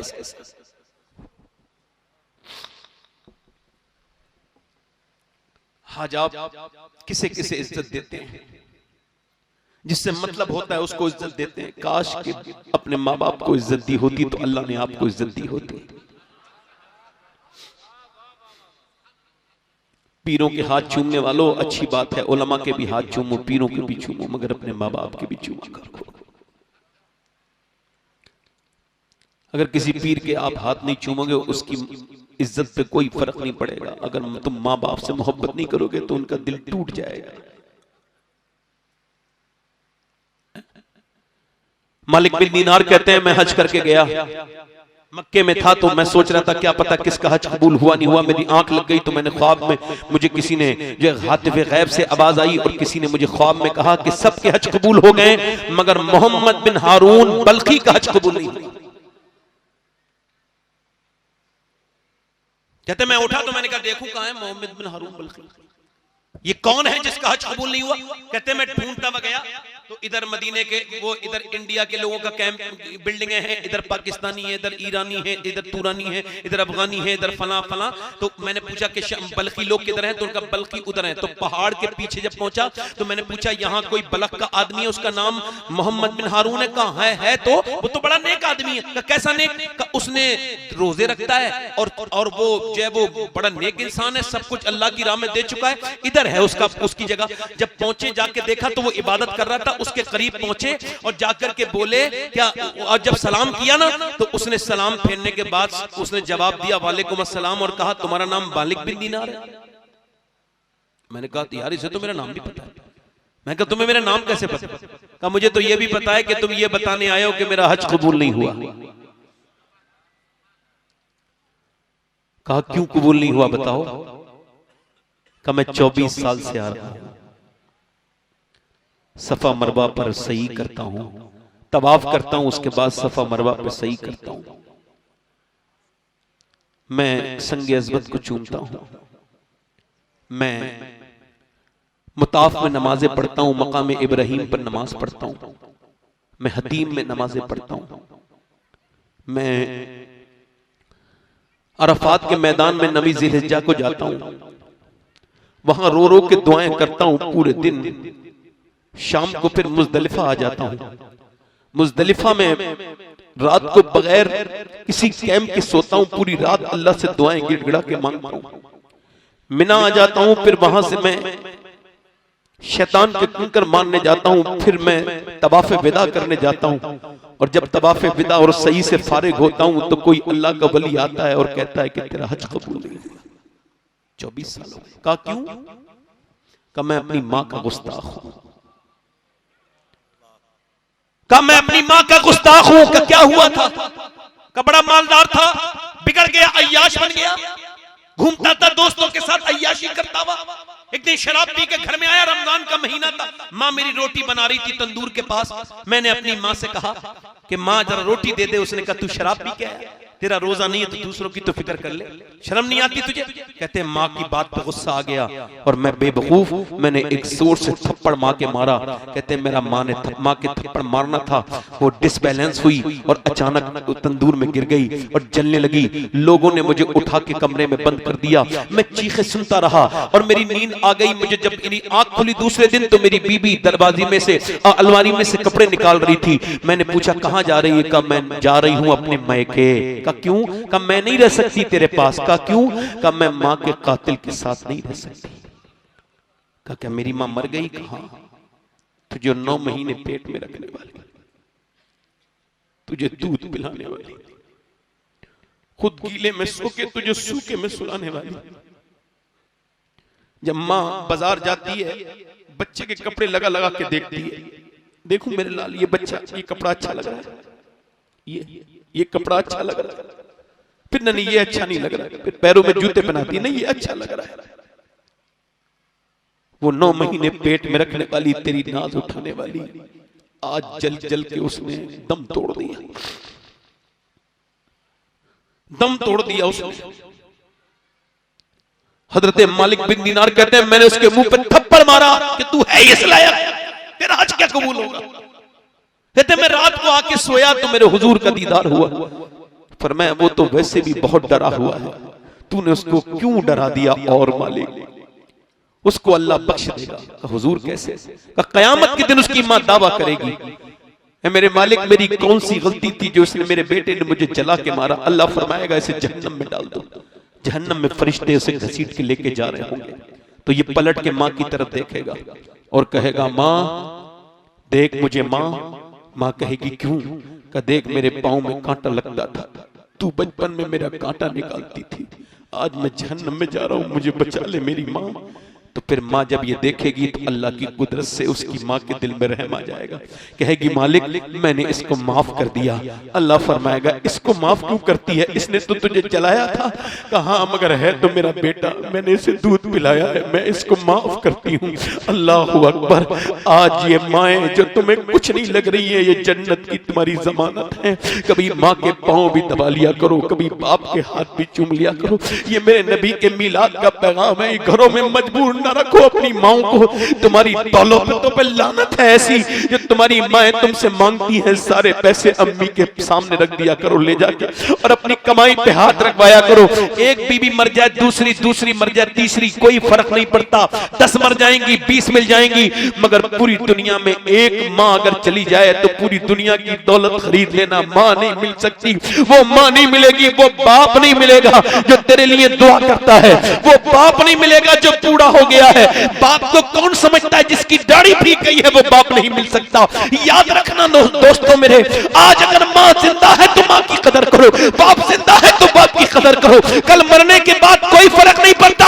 आज इस हुजूर की मीलाद की महफिल में अहद करके इन उलमा के सामने उठना कि जब आज जाएंगे तो पहले अपने माँ बाप को मनाएंगे, फिर हुजूर का मीलाद मनाएंगे। पहले माँ बाप को मनाएंगे, पहले माँ बाप के हाथ चूमेंगे, अपने माँ बाप से मोहब्बत करेंगे। मेरी तरफ तवज्जो करो और गौर करो। वो उम्मे ऐमन कहती है मैंने हुजूर को उठाया, मैं मक्के की तरफ लेकर के आई, मैं मक्के की तरफ लेकर के आई, और जब मैं मक्के की तरफ लेकर के आई तो अबू तालिब अब्दुल मुत्तलिब आ गए और बोले मेरी बहू आमना नहीं आई उम्मे ऐमन। मैंने कहा बहू तो आपकी मैंने छुपा दी अब्बा के टीलों में, मैंने तो आपकी बहू को टीलों में छुपा दिया अब्बा के। अल्लाह अकबर कहते हुजूर को गोद में लेके बहुत प्यार किया। दादा ने आंखों में, बूढ़ी आंखों में आंसू आ गए तो हुजूर भी अपने दादा की गर्दन को चूमने लगे। अल्लाह अकबर। और फिर दादा ने प्यार किया, अपना हाथ पकड़ के, हुजूर का हाथ पकड़ के बाजार में लेके जाते थे। दादा इतना ख्याल रखते थे। मगर मियां कुछ दिनों के बाद जब एक जनाजा काबे से की तरफ से निकला तो एक बच्चा 8 साल का काबे की दीवार से चिपट के रोता था और कहता था और वो बच्चा रोता था। उस तारीख में वो कोई और नहीं, मेरे पैगंबर थे, मेरे हुजूर थे, मेरे सरकार थे, मेरे नबी थे। अबू तालिब ने कहा चलो मैं तुमको पालूंगा, मैं लेके चलूंगा। मक्के के लोग कहते थे यतीम बेबरकत होता है, यतीम मनहूस होता है। मगर अब अबू तालिब अपने घर लेकर के गए, बारिश नहीं हो रही थी। मक्के के लोग जमा हुए, कहने लगे अबू तालिब दुआ कर दो, पर बारिश नहीं हो रही, बकरियां और भैंस और जानवर परेशान हैं और बच्चों की ज़बानें बाहर को आ गई है, बारिश नहीं हो रही है, पानी की कमी है। अबू तालिब दुआ कर दो। अबू तालिब ने कहा मैं दुआ नहीं करूंगा, मेरा भतीजा दुआ करेगा।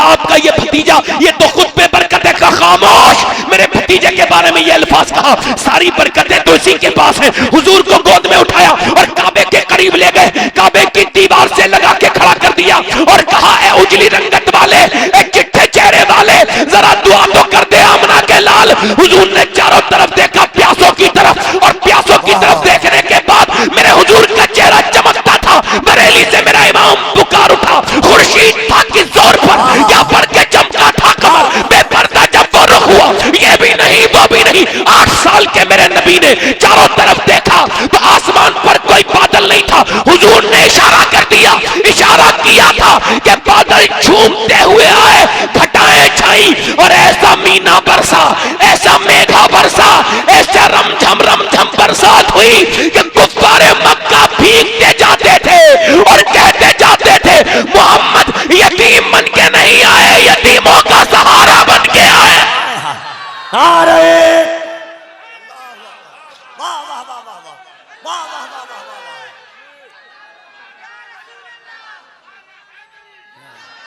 कसर बाकी न रखी बज़्म इम्कान जगमगाने में, कसर बाकी न रखी बज़्म इम्कान जगमगाने में। अरब में चांद निकला, चांदनी फैली जमाने में, और हिरा के गार से शम्मे नबुव्वत की करन फूटी, उजाला ही उजाला हो गया हर सू जमाने में। और किसी शे की तमन्ना ही नहीं हमको जमाने में, मदीना लिख दिया जाए हमारे आबोदाने में। अमीरे कारवां बनना था जिसको नौजवान होकर, लड़कपन उसका गुजरा ऊंट और बकरी चराने में। नारे तकबीर। फरिश्तों की सलामी देने वाली फौज गाती थी, अरे जनाबे आमना सुनती थी ये आवाज आती थी। रहमत ने तेरी सूखी हुई डाली हरी कर दी, तेरी बेवा बहू की गोद अपने नूर से भर दी।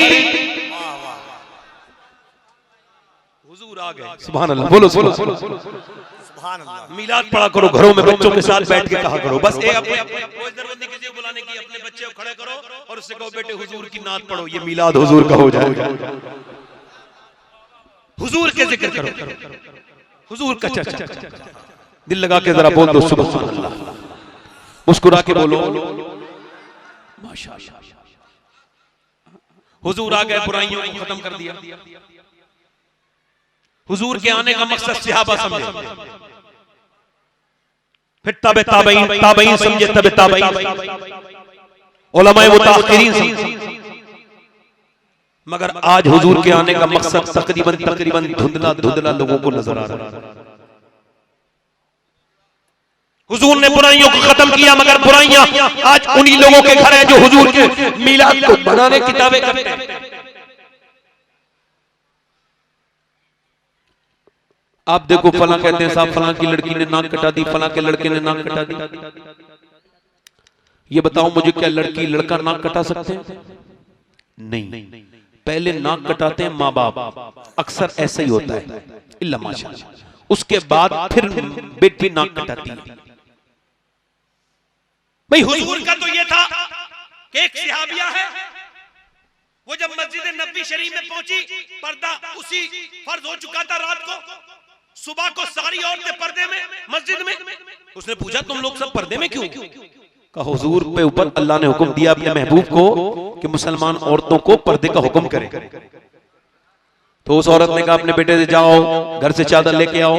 बच्चा चादर लाया, चादर ओढ़ के गई तो उसके शौहर ने कहा आके ही पर्दा कर लेती, ये वहां पे मस्जिद में क्यों मंगाई चादर? का जब से सुना ना हुजूर ने हुक्म कर दिया है, मेरे दिल ने गवारा नहीं किया कि एक कदम भी बगैर पर्दे के बाहर निकाल।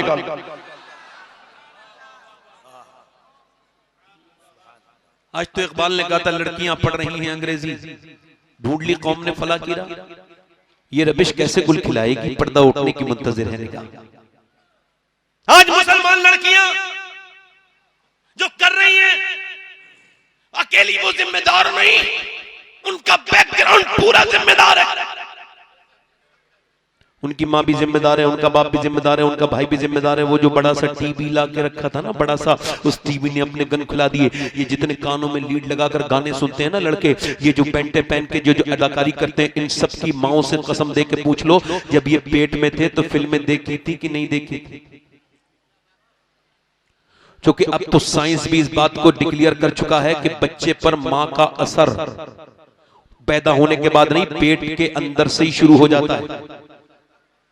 पेट के अंदर बच्चा असर शुरू, यानी यहूदी ये करते हैं, समझो, यहूदी ये करते हैं, अगर बच्चे को डॉक्टर बनाना होता है तो औरत जब हमला होती है तो उसे डॉक्टरी किताबें पढ़ाती हैं, डॉक्टरी की बातें समझाते हैं, और पूरे 9 महीने तक डॉक्टरी डॉक्टरी डॉक्टरी डॉक्टरी डॉक्टरी। 9 महीने के बाद जब बच्चा पैदा होता है फिर उसको डॉक्टर बनाते हैं। उनको इंजीनियर बनाना होता है तो फिर उनको इंजीनियर वाली चीजें, उसको वो जो भी बनाना चाहते हैं उसको उसकी माँ को वही किताबें पढ़वाते हैं, वही माहौल में रखते हैं। उनसे पूछा यहूदियों से ये क्यों करते हो? और दुनिया में थोड़े बहुत यहूदी हैं, पूरी बहुत ज्यादा उनकी तादाद नहीं, मगर दुनिया को अपनी मुट्ठी में क्यों है इस वक्त, इतने ताकतवर है वो यहूदी। उनसे पूछा ये कैसे सीखा तुमने? कहने लगे ये मुसलमान नहीं सीखे, हमने सीखा। क्या किससे सीखा? क्या ये शेख अब्दुल कादिर जीलानी की अम्मी से सीखा है। सुभान अल्लाह, सुभान अल्लाह, वाह वाह वाह वाह वाह वाह वाह, जोर से तो बोलो। अब वो क्या हुआ कि वो बच्ची बैठी है, उसने अपनी आंखें खोली हैं तो घर में वो टीवी चल रहा था। फिर उसके बाद वो बड़ी हुई, 2007 आया, 2008 आया, फिर वो फिल्म देखती रही। फिर 2010 आया, फिर वो थोड़ी बड़ी हो गई, फिर फिल्म देखती रही। उसके बाद उसकी माँ बाप दोनों बैठ के, उसका बाप दयूस, उसका भाई बेगैरत, वहीं बैठ के फिल्म देख रहे हैं। बड़ी सी घर में टीवी लगी हुई है, अब उसके अंदर नाच आ रहा है, गाना आ रहा है, बेहयाई सब देख रहे हैं। उसके बाद वो 2020 आ गया और वो लड़की जवान हो गई। यही ड्रामा देखते देखते कि जब हीरो हीरोइन मिलते हैं तो अम्मी खुश हो जाती हैं, जब हीरो हीरोइन नहीं मिलते ना तो अम्मी का मुंह बन जाता है, रोने लगती हैं। अब जब हीरो हीरोइन भाग जाते हैं तो अम्मी बड़ी खुश हो जाती है। अब जब उसने अम्मी को खुश होते होते देखा, उसने भी वही कर दिया जो उसे 20 साल दिखाया था। वो एक लड़के के साथ भाग गई, अब माँ रो रही है मैं बर्बाद हो गई और रास्ते खुद ही तबाही के निकाले हमने। अगर तूने ये बीज ना बोया होता तो ये ना करती। अगर इसने अपनी माँ को टीवी के सामने रोने के बजाय मुसल्ले पे रो के देखा होता तो ये नाक ना कटाती, सर फख्र से बुलंद कर देती। वाह वाह वाह वाह वाह वाह वाह वाह वाह वाह वाह वाह।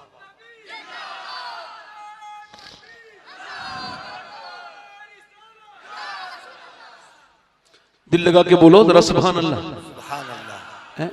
अच्छा इधर देखो, बेहुदा चीजों का मामला इस कदर बढ़ता चला जा रहा है। अच्छा इस पर किसी का ध्यान नहीं है, लोग लगे हुए अजीब अजीब बातों में।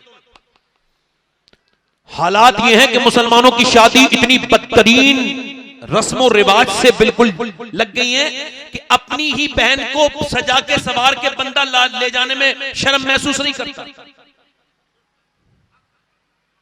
बाप अपनी बेटी को बेहयाई के साथ लेके जाता है। दोस्तों को अपनी बीवी के हाथ की चाय लोग पिलाने में फख्र महसूस करते हैं। पूछते हैं भाभी के हाथ की चाय कैसी थी? सीधा सीधा बीवी के बारे में पूछ लेना, इतना घुमा फिरा के क्यों पूछना है? फुकहा ने लिखा है कि जब गैर मौजूदगी में मर्द की कोई गैर मर्द आए, अपने मर्द की गैर मौजूदगी में, अपने बाप की गैर मौजूदगी में, तो लड़की या औरत है तो उसको हुक्म यह है कि जब वो पूछे फला है तो उसको हुक्म ये नहीं है कि जी तशरीफ लाएं कहां से आप, जी फरमाइए कहां से आए, ये सब नहीं। हुक्म ये है कि आवाज बदले, थोड़ा सा आवाज बदले, भारी करे और बेकार सी आवाज बनाए, मुझे नहीं पता कहां है, ऐसे बोले। कब आएंगे? मुझे नहीं पता कब आएंगे। आएगा कभी, आएगा कभी, आएगा कभी फिर। और जब कहेगी आइए बैठिए, ठंडा लेंगे या गर्म लेंगे, अब तो वो तो ठंडे से भी मुतासिर हो जाएगा, गर्म से भी मुतासिर हो जाएगा, क्योंकि आपने ही तो उसके लिए हालात बनाए।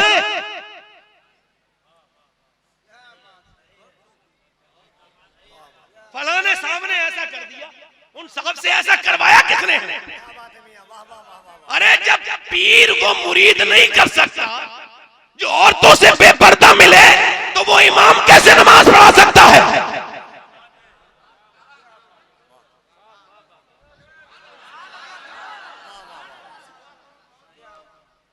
बताओ तो मुझे, मैं पूछना चाहता हूं, क्यों घरों में घुसाया अपने गैर मर्दों को? क्यों गैर मर्दों को घुसाया? क्यों गैर मर्दों को घुसाया? हुजूर मिंबर पे हैं, जोर से बोलो सुभान अल्लाह। औरतों के लिए तुमने पर्दा नहीं समझा, ये देखो इस्लाम है, इसका पर्दा देख लो, ये पर्दा है इस्लाम का, ये दोनों हाथ हैं और मर्द के। अब यहां से उठे हैं, उठने के बाद यहां पे आए हैं, अब आपने यहां पर कहा है तकबीर औला कही और कहा अल्लाहु अकबर, तकबीर औला आपने कह दी। अब यहां पर औरत जब पहली तकबीर कहेगी तो यहां पर हाथ लाएगी, बांध लेगी, यहां पे उठाएगी, बांध लेगी, मर्द के हाथ ऐसे जाएंगे, उसके बाद ऐसे जाके फिर खुलेंगे, बगले खुली होनी, और फिर इस तरह से वो नमाज पढ़ की शुरुआत करेगा। और नमाज एक ही अल्लाह की है, इबादत एक ही अल्लाह की, तरीका अलग अलग, मर्द की नमाज अलग, औरत की नमाज अलग। जरा गौर करो, औरत सिर्फ यहां तक हाथ उठाए बांध ले और मर्द हाथ उठाए यूं, क्योंकि अल्लाह जानता है इसके मर्द के जिस्म की बनावट और है, औरत के जिस्म की बनावट और है। अल्लाह नहीं चाहता कि नमाज पढ़ते में भी उसकी बंदी बेपर्दा हो, लिहाजा मर्द की नमाज अलग कर दी और औरत की नमाज अलग कर दी। वाह वाह वाह वाह वाह वाह वाह वाह वाह वाह वाह वाह वाह यार, वाह वाह वाह वाह वाह, जिंदाबाद, वाह वाह वाह वाह वाह वाह। ये जो फिटिंग के कपड़े पहनती हैं मेरी बेटियां, इनसे बता रहा हूं कि मर्द के लिए 3 कपड़े कफन, औरत के लिए 5 कपड़े कफन। अच्छा ये तो देखो, अब हज करने के लिए गए, सफा मरवा पे सही कर रहे हैं। अब सही करते वक्त में ये तरीका है सैयदा हाजरा का, वो अपने बच्चे के लिए दौड़ रहे हैं, मगर मैं भी जा रहा हूं। अभी कफील अंबर अपनी बीबी बेगम को लेकर के गए, या असद इकबाल साहब अपनी बेगम को लेकर गए, तो ये दौड़ेंगे मगर अपनी बीबी को दौड़ने नहीं देंगे, कहेंगे तुम्हारे लिए मना है। मैं कहता हूं तरीका तो औरत का था, मगर मर्द दौड़े औरत ना दौड़े, क्यों? अल्लाह नहीं चाहता कि तू जब दौड़े तो तेरी बेपर्दगी हो, लिहाजा तेरे लिए मना कर। नारे तकबीर, जरा दोनों हाथों को उठाकर नारे तकबीर, नारे रिसालत, सरकार हुजूर मुफ्ती आजम सरकार हुजूर मुफ्ती आजम, जरा जोर से बोलो सुभान अल्लाह। है मुत्तकी ऐसे ही नहीं थे। एक मुरीद था आपका, दर्जी था, उसने आकर के कहा कि हुजूर मैं आपके लिए कपड़े सीना चाहता हूं। और मैं ठीक है, नाप ले लिया, चला गया। दूसरे दिन आया, कहा हुजूर आपकी बेगम के लिए सीना चाहता हूं। और मैं सीला ना, कहा हुजूर नाप चाहिए। फरमाया नहीं, मेरी बीबी का नाप तुम्हें क्यों दूं? अगर नाप दूंगा तो तुम्हें पता चल जाएगा कि मेरी बीबी कितनी मोटी है, कितनी पतली है। और आज तो मियां पूरी बेगम को बिठाल के मोटरसाइकिल पे घुमाता है पूरा शहर, देखो मेरी बीबी कैसी है। ये बेगैरती मुसलमानों में दयूसियत कहां से भर गई? और तवज्जो तो करो, जरा जोर से तो बोलो सुभान अल्लाह। नहीं बताओ मैं क्या कह रहा हूं, सही कह रहा हूं या गलत कह रहा हूं? सही कह रहा हूं या गलत कह रहा हूं?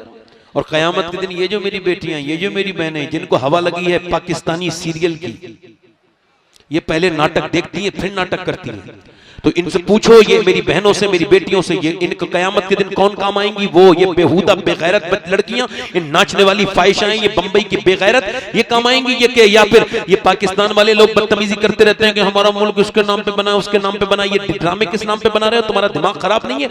ये बताओ, तुम मुसलमान औरतों के ड्रामे बना रहे हो, तुम इस्लामी मुल्क कहते हो अपने आप को? तुमको शर्म आनी चाहिए। लानत है तुम्हारे पूरे निजाम के ऊपर कि जो इस तरह के तुम ड्रामे बनवा रहे हो, नाटक बनवा रहे हो। तुमको शर्म आनी चाहिए। बेगैर तो अपने आप को मुसलमान कंट्री कहते हो और तुम कर क्या बेहुदा बन रहे हो? मगर मैं अपनी बहनों से पूछता हूं, कयामत के दिन ये किसके पीछे होंगी? उन औरतों के पीछे होंगी, या वो काम आएंगी इनके, या फिर इनके मक्के की सैयदा खदीजतुल कुबरा काम आएंगी, अम्मी आयशा काम आएंगी, या फिर वो बंबई की बेहुदा, लाहौर की और कराची की बेहुदा औरतें काम आएंगी? कितने लोग बताते हैं कि हमारी मुसलमान औरतें, उनका मुसलमान औरतें वो पाकिस्तानी नाटक देखती हैं और कहती हैं मुसलमानी नाटक। ले, नाटक में मुसलमानी होते हैं। बेगैरती की हद है भाई, हंसने की बात नहीं है। बेगैरती की और बेहुदापन की हद है। एक तो नाटक, और वो भी इस्लामी। इस्लाम नाटक करता नहीं है, इस्लाम जहां आता है वहां से नाटक खत्म हो जाता है। क्या बात है मियां, वाह वाह वाह वाह वाह वाह। कल कयामत का दिन होगा, किससे बात करेंगे, किससे पूछेंगी? मेरी बेटियां, मेरी बहनें, कल कयामत का दिन होगा। सुनो सुनो, सब होंगे, और वो नबी की बेटी भी होगी, सैयदा खातून जन्नत भी होंगी। जरा जोर से तो बोलो, सैयदा तैयबा ताहिरा आबिदा जाहिदा। मेरा इमाम कहता है, जिसका आंचल न देखा मोह मेहर ने, उस रिदाए नजाहत पे लाखों सलाम। आबे तखीर से जिसमें पौधे जमे, उस रियाजे नजाबत पे लाखों सलाम। सैयदा ज़हरा तैयबा ताहिरा जाने अहमद की राहत पे लाखों सलाम। वो कौन सैयदा के साथ होंगी? मेरी बहनें, वो मेरी बेटियां, वो मेरी बहनें वो होंगी जिन्होंने आज भी पर्दे का ख्याल है। वो बेटियां आज भी होंगी। कयामत के दिन वो सैयदा के साथ होंगी कि जब सैयदा आएंगी, आवाज आएगी, अल्लाह की तरफ से हुक्म होगा, अहले महशर गर्दन झुकाओ, क्योंकि अब नबी की बेटी फातिमा जन्नत को जा रही है। उनकी इज्जत होगी, कयामत के दिन इसकी इज्जत है, उसकी इज्जत है। दुनिया में तो काफिरों की भी इज्जत है।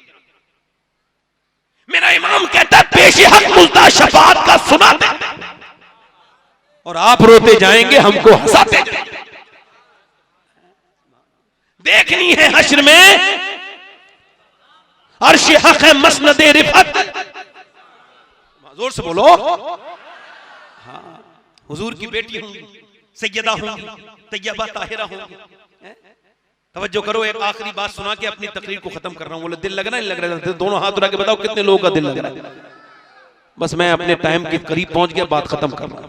दिल लगा के जरा एक मर्तबा और बोलो, या हसन या हुसैन, या अबू बकर या उमर, या अबू बकर या उमर, या उस्मान या अली। हाँ, यही सब नारे लगाया करो अपनी महफिलों में। जोर से बोलो सुभान अल्लाह।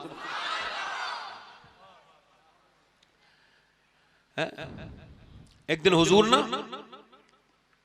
अपनी बेटी से मिलने के लिए गए, तो बेटियों से मिलने जाया करो। कुछ लोग तो शादी होने के बाद ऐसे गुलाम हो जाते हैं कि ससुराल वालों से मिलते हैं, इधर वाली पार्टी से बिल्कुल नहीं मिलते। ये बहुधा लोग हैं। ये सुन्नत का तर्क करते हैं। जाया करो बहन के घर, बेटी के घर। हुजूर अपनी बेटी के घर गए, आवाज दी बेटी अंदर आ जाओ। मेरी बेटियों के लिए सुना रहा हूं ये बात, और मैं तो इनका नौकर हूं, नौकरी कर रहा हूं, इनका भाई भी हूं और नौकर भी हूं। तो नौकरी करने आया हूं, हो सके तो मेरी बात सुन लेना, वरना मैं भी मरूंगा और मरोगे आप भी। तो मेरी सुनाना पूछा जाएगा, आपका सुनना पूछा जाएगा। हुजूर ने पूछा मेरी बेटी अंदर आ जाओ, और बेटी भी कौन बेटी भाई? आवाज दी, अब्बा अकेले हैं तो आ जाए। मेरे साथ इमरान आए, उन्हें ना लाए। अब्बा उन्हें क्यों ना लाए? उन्हें ना लाए अब्बा। फातिमा उन्हें क्यों? तो कहा मेरे अब्बा इस वजह से कि फातिमा के पास इतने कपड़े नहीं है कि वो किसी दूसरे मर्द से ठीक से पर्दा कर सके, उसके कपड़ों में पैमद लग गए हैं।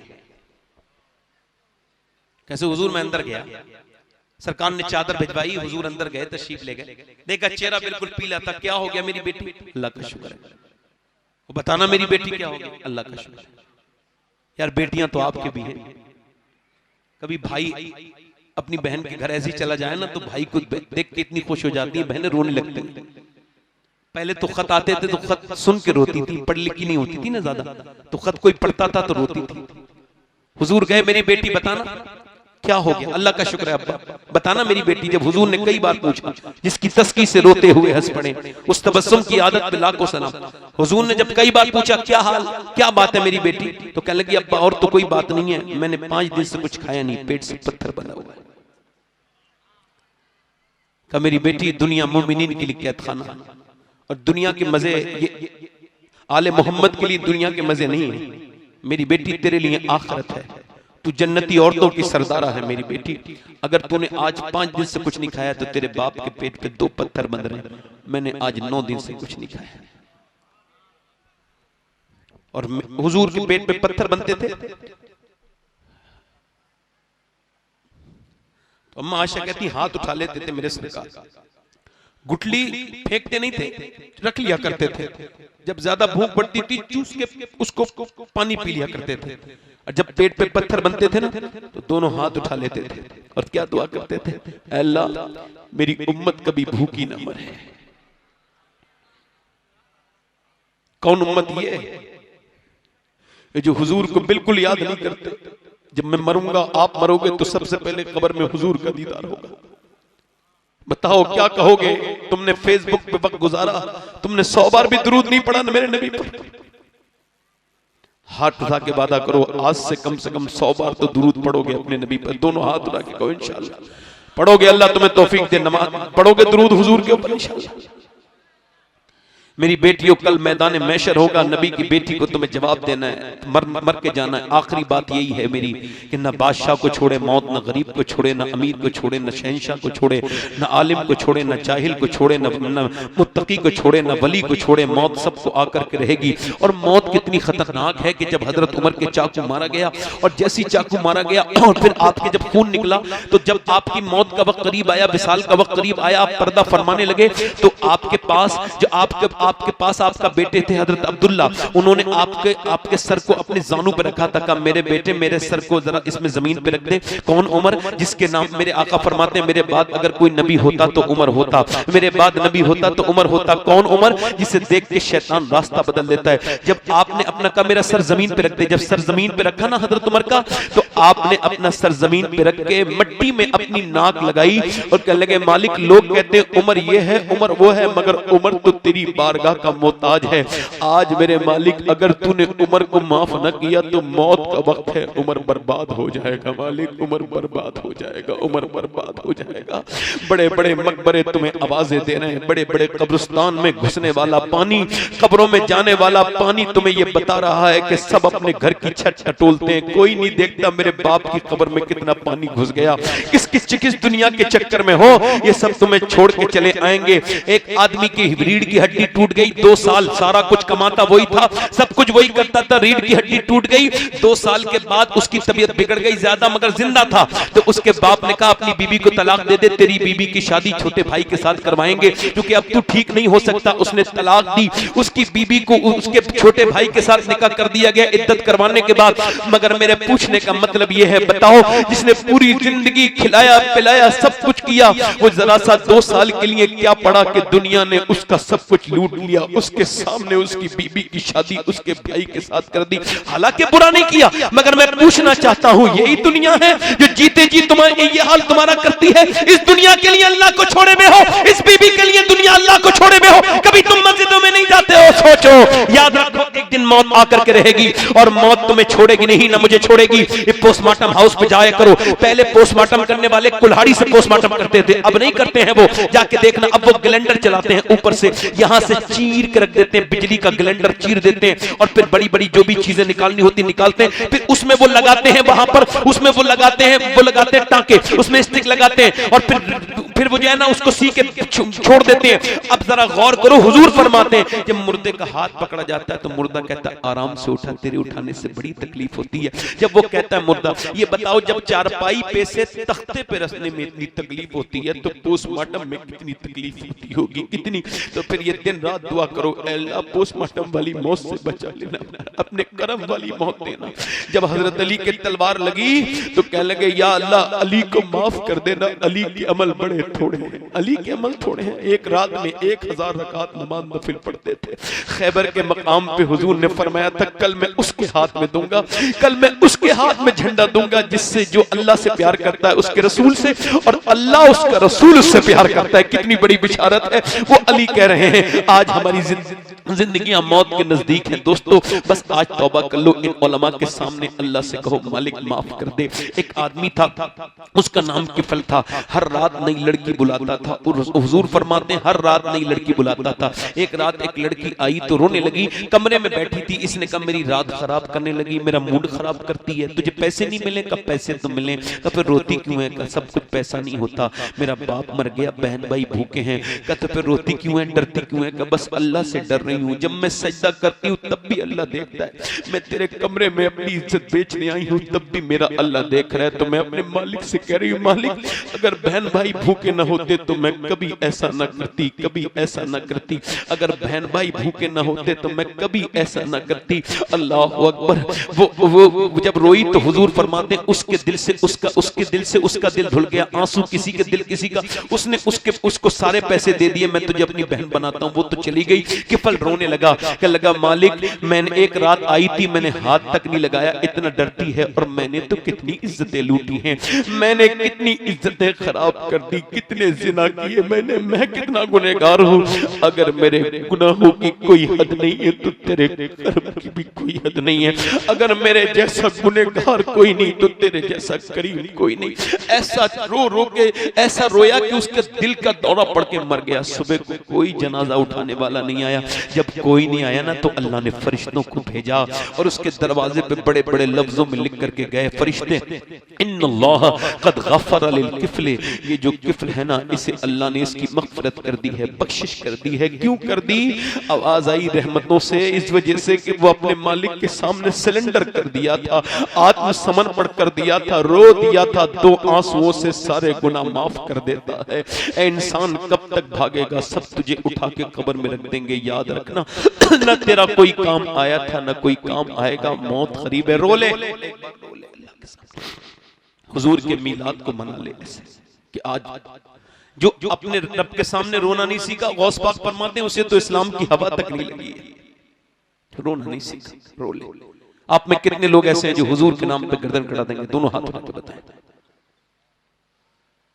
नौजवान अल्लाह तो देख ही रहा है, उसका रसूल भी आपको देख रहे हैं, गौस पाक देख रहे हैं, दोनों हाथ उठा के बताओ इंशाल्लाह हुजूर के नाम पे गर्दन कटा देंगे? इंशाल्लाह नीचे हाथ कर ले। जो गर्दन कटा सकता है कुछ भी कर सकता है ना, कुछ भी कर सकता है ना। अब एक दूसरे की तरफ ना देखना, मुस्कुराना नहीं। कितने लोग ऐसे हैं जो गर्दन भी कटा देंगे और आज से हुजूर के नाम पे पूरी दाढ़ी भी रखा लेंगे। इस महफिल में खड़े हो जाएं बोलो, जिनके दाढ़ी ना हो वो नौजवान खड़े हो जाएं, बस जिनके दाढ़ी पहले से ना हो, जो दाढ़ी रखाएं आज से वो खड़े हो जाएं। खड़े हो जाओ, इधर आओ, निकल के इधर आ जाओ, आओ आओ इधर आओ दोस्तों। अरे लोग बुरे काम करने में शर्माते, हुजूर तुमसे खुश हो रहे हैं, उठे नहीं हो, अल्लाह ने तुम्हें तौफीक दी है, नबी की नजर हुई है। आओ, 2 लड़के आ गए, कोई और आशिक रसूल है इस महफिल रसूल में जो अपनी जिंदगी बदलने की बात करे? आए और खड़े होके कहे कि अब तक जिया था सभी के लिए, अब जीऊंगा नबी के लिए इंशाअल्लाह। हर नबी के दाढ़ी, हर वली के दाढ़ी। चाय वाले भाई चले जाओ, मैं आपसे कह रहा हूं चले जाओ, चले जाओ। दिक्कत पैदा ना करो, चले जाओ। इतने बड़े जलसे को तुम ये 2-3 रुपए की चाय की वजह से खराब करना चाहते हो। कोई दूसरा आशिक रसूल है इस महफिल में? आओ बाहर निकल के आओ। सुभान अल्लाह बोलो, तीसरा आ गया, जरा जोर से बोलो सुभान अल्लाह। कोई और नौजवान है अपनी नबी के नाम पर जो आज इस महफिल में खड़ा हो? फैशन बहुत हो गया, कोई किसी का काम नहीं आएगा, न बीबी काम आए न बच्चे, आमना के लाल ही खबर में आएंगे, कब्र में लहराएंगे ताहशर चश्मे नूर के, जलवा फरमा होगी जब तलअत रसूलुल्लाह। आ जाओ नौजवानों, आ जाओ, ये वक्त अच्छा है, इधर निकल के आओ। जिसे हुजूर के नाम पे दाढ़ी रखानी है वो इस महफिल में इधर निकले, माशाअल्लाह आ जाओ, इधर निकल के आ जाएं। जिन्हें हुजूर के नाम पे दाढ़ी रखानी है सिर्फ अपने माँ बाप की परवाह ना करें। इस मामले में माँ बाप की मानना जरूरी नहीं, बल्कि मानना ही नहीं, ये शरीयत है। और कोई आशिक रसूल है? कोई नौजवान आगे से पीछे से? देखो बात यह है, मेरा दिल अभी अच्छा नहीं हुआ है, दुआ करो और अच्छा हो जाए दिल, तो फिर और असर होगा। अभी असर कम हुआ है, क्योंकि मैं गुनहगार इंसान हूं, मेरी वजह से कम असर हुआ है। मगर फिर भी कहता हूं, कोई नौजवान उठे बीच में से, इसमें फिल्म में से, आगे से पीछे से, और ये ऐलान करे कि आज के बाद इंशाअल्लाह मैं अपने नबी की सुन्नत को जिंदा करूंगा, क्योंकि आज के जमाने में एक सुन्नत 100 शहीदों के सवाब के बराबर है। इधर से कोई आशिक रसूल हो तो बाहर निकल के आए। आ जाए नौजवान, आ जाए, माशाल्लाह काफी लोग आ रहे हैं, आ जाओ सुभान अल्लाह। बाकी आप लोग देखते रहना, मैं आप सब नाराज नहीं हूंगा, मैं कमजोर वाला मुबल्लिग नहीं, मजबूत हूं। मुझको पता है कि एकदम कभी कभी अजर नहीं मिलता, कभी वक्त लगता है। नाराज नहीं होना चाहिए कि कोई एक साहब कह रहे थे आप पूरे मजमे में कह देते हो दाढ़ी के लिए खड़े हो जाओ, कोई खड़ा नहीं हुआ तो आपकी बेइज्जती हो जाएगी। मैंने कहा मेरी इज्जत ही क्या है जो बेइज्जती हो जाएगी? बोले फिर मैंने कहा भाई मेरी इज्जत उस दिन होगी जिस दिन ईमान के साथ मैं मरूंगा, बाकी मैं किसी इज्जत को इज्जत नहीं समझता। और मेरी 100 बार बेइज्जती हो जाए अगर एक आदमी ऐसा खड़ा हो जाए जिसे हुजूर कबूल कर ले। और कोई आशिक रसूल है? और कोई आशिक रसूल है इस महफिल रसूल में? हाथ उठा के बताओ कितने लोगों ने दाढ़ी रखने का वादा किया? गिनो भाई।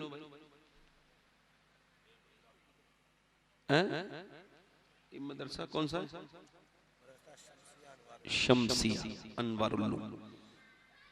ये मदरसा शमसिया अनवारुल उलूम है। इसकी ये जलसे की बरकतें आप अपने सामने देख रहे हैं। कोई और आशिक है? कोई नौजवान पीछे से आ जाता, बड़ी खुशी होती है अगर पीछे से निकल के आता, हुजूर के नाम पर, मेरे नबी के नाम पर, आमना के लाल के नाम पर कोई निकल के आता, दाढ़ी रखने वाला जो अपनी जिंदगी को बदल देता। कोई आता दीवाना आके कहता कि मैं अपने नबी के नाम पर दाढ़ी रखाने के लिए तैयार हूं। माशाअल्लाह, आ जाओ, चलो हाथ उठाओ दाढ़ी रखने वाले। बाकी खड़े वहीं पे जो लोग खड़े हैं वो भी हाथ उठा लें। दाढ़ी रखने वाले जो इस महफिल में हो वो भी हाथ उठा लें। खड़े हो जाओ, खड़े हो जाओ दाढ़ी रखने वाले, महफिल में खड़े हो जाओ। दोनों हाथ उठा के इंशाअल्लाह, दोनों हाथ उठा के इंशाअल्लाह आज के बाद दाढ़ी नहीं कटेगी, चाहे गर्दन कट जाए इंशाअल्लाह, न कटेगी न मुड़ेगी इंशाअल्लाह, पूरी रखाएंगे एक मुश्त इंशाअल्लाह। इंशाअल्लाह बैठ जाए, इंशाअल्लाह नमाज की पाबंदी करेंगे। दोनों हाथ उठा के दावा इरादा करें, दोनों हाथ उठा के इरादा करें, इंशाअल्लाह नमाज पढ़ेंगे, इंशाअल्लाह अपनी बहन बेटी को पर्दा कराएंगे, इंशाअल्लाह हमेशा मसलके आला हज़रत पे कायम रहेंगे, इंशाअल्लाह। अल्लाह आप सबको सलामत रखे, बाकरामत रखे। आओ तौबा करते हैं, अस्तगफिरुल्लाह रब्बी मिन कुल्लि ज़म्बिन व अतूबु इलैह। पढ़ लीजिए ला इलाहा इल्लल्लाहु मुहम्मदुर रसूलुल्लाह। मेरी जिंदगी का मकसद तेरे दीन की सरफराजी, मैं इसीलिए मुसलमान, मैं इसीलिए नमाजी। इस्लाम जिंदाबाद, मसलके आला हज़रत पाइंदाबाद। नारे तकबीर, मोहब्बत से खड़े हो जाए। नारे तकबीर, नारे रिसालत, आमदे औलादे रसूल हुजूर सैयद मुजीबुर रहमान साहब किबला। नारे तकबीर, नारे रिसालत, आमदे औलादे रसूल, अनवारे तैबा कॉन्फ्रेंस, मसलके आला हजरत, उलमाए अहले सुन्नत। सुभान। नारे तकबीर, नारे रसालत, शहजादे सूफिये मिल्लत सैयद मुजीबुर रहमान साहब किबला।